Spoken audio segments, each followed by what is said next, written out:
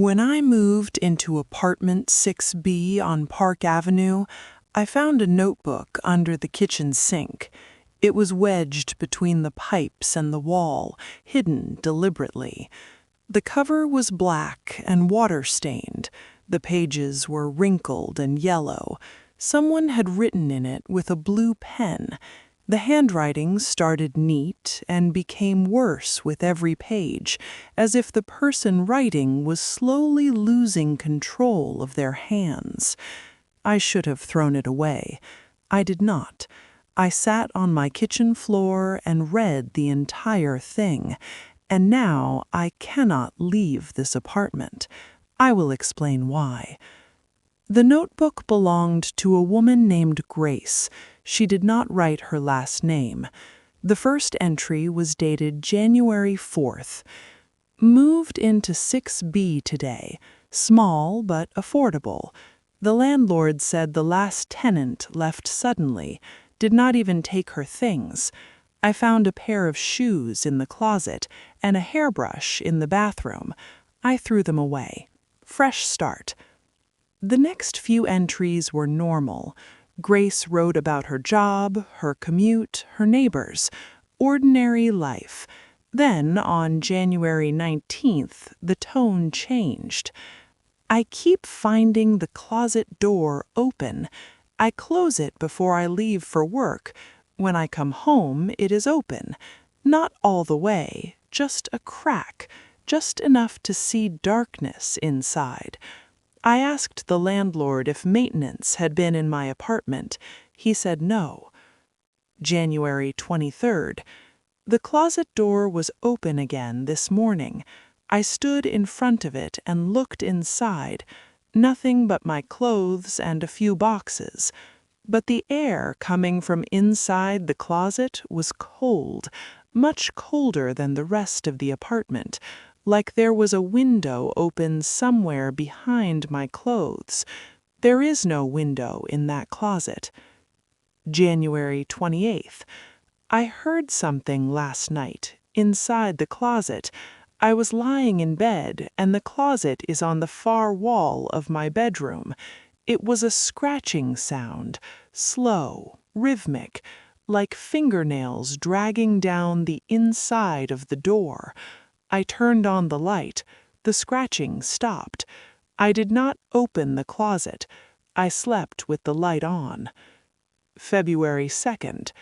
I put a chair against the closet door today before I left for work. When I came home, the chair had been moved. Not knocked over, moved, placed neatly against the opposite wall. The closet door was open, wider than before, wide enough to fit a person through. February 5th. I cannot sleep anymore. Every night at exactly 3:11, I hear the closet door creak open. I keep my eyes shut. I do not look, but I can hear something stepping out. Bare feet on the hardwood floor, slow steps, one at a time, moving toward my bed. They stop about halfway across the room. I can feel it standing there, watching me. After a few minutes, I hear the footsteps retreat. The closet door creaks shut. But last night, the footsteps came closer than halfway. They stopped right next to my bed. February 8th. I opened the closet today during daylight. I pulled everything out, every piece of clothing, every box, every hanger. I wanted to see the back wall. When I cleared everything away, I found something. There were marks on the back wall, not scratches, words, carved into the wood with something sharp. They said the same thing over and over. I see you sleeping. I see you sleeping. I see you sleeping. Dozens of times, covering the entire back wall. Some of the carvings were old.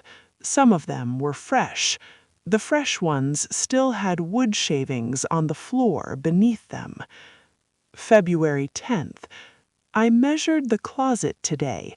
From the inside, it's 4 feet deep. I went to the hallway and measured the wall from the outside. The distance between my bedroom wall and my neighbor's bedroom in apartment 6A is 9 feet. My closet only accounts for 4 of those feet. There are 5 feet unaccounted for, 5 feet between the back of my closet and the next apartment, 5 feet that do not appear on any floor plan. Something is living in that space. February 12th. This was the last entry. The handwriting was almost unreadable. The pen had been pressed so hard that the paper was torn in places. It did not go back to the closet last night. The footsteps came to my bed and stopped. I felt the mattress shift. Something sat down on the edge of the bed. I could feel its weight. I kept my eyes closed. I did not breathe. Then I felt fingers on my face, cold fingers, tracing my jawline, moving up my cheek, resting on my eyelids, and then a whisper right against my ear, so close I could feel lips touching my skin. It said my name. It said Grace. And then it said something else. It said, "Open your eyes. I want you to see me." The diary ended there. No more entries. Nothing. I sat on my kitchen floor for a long time after reading that. Then I did something I wish I had not done. I went to my bedroom. I opened the closet. I pulled everything out. The back wall was covered in carvings, just as Grace described. "I see you sleeping," written over and over and over. But there were new carvings now, fresher than the ones Grace had found. The wood shavings were still on the floor. They couldn't have been more than a few days old. And at the very bottom of the wall, in letters larger than the rest, was a new message, one that Grace had never mentioned, one that was meant for whoever found this closet next. It said, "Grace is in here now with me. You are next." I stepped back from the closet. I stood in my bedroom and stared at that message. And then I heard it, from behind the back wall of the closet, from that 5-foot space that does not exist on any floor plan. Breathing, slow and steady, and then a second set of breathing, lighter, faster, like someone who had been crying for a long time and had finally run out of tears. 2 of them, living in the wall, 5 feet away from where I sleep every night. I have not opened that closet since. I pushed my dresser against it.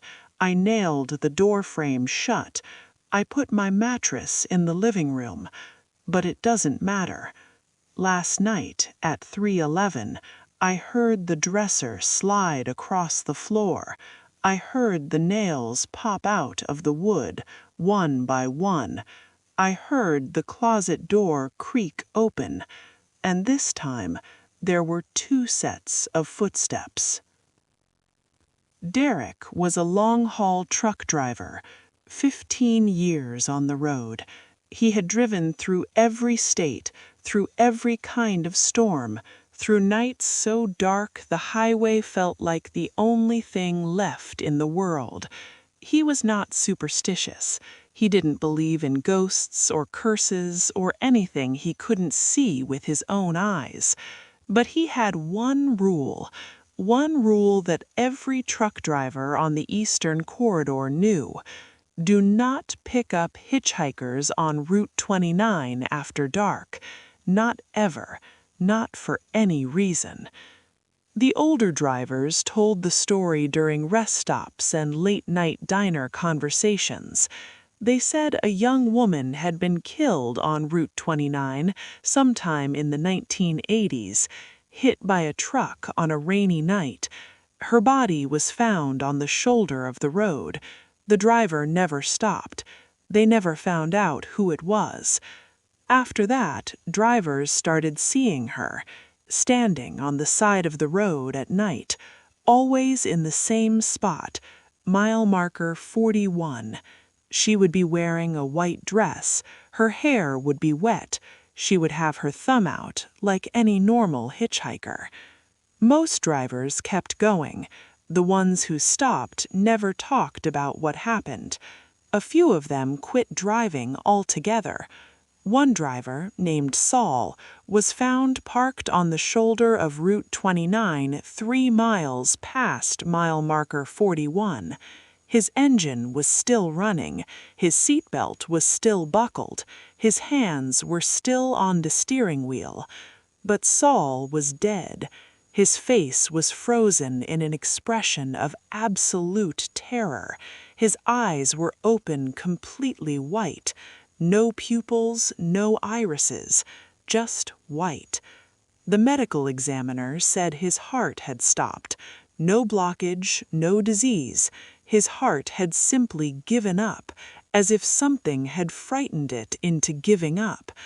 In the passenger seat there was a wet stain soaked into the fabric, the shape of a person who had been sitting there, and on the dashboard, written in condensation, as if someone with a cold finger had traced letters onto the glass, were 2 words: "Thank you." Derek knew this all. Every driver knew it, and for 15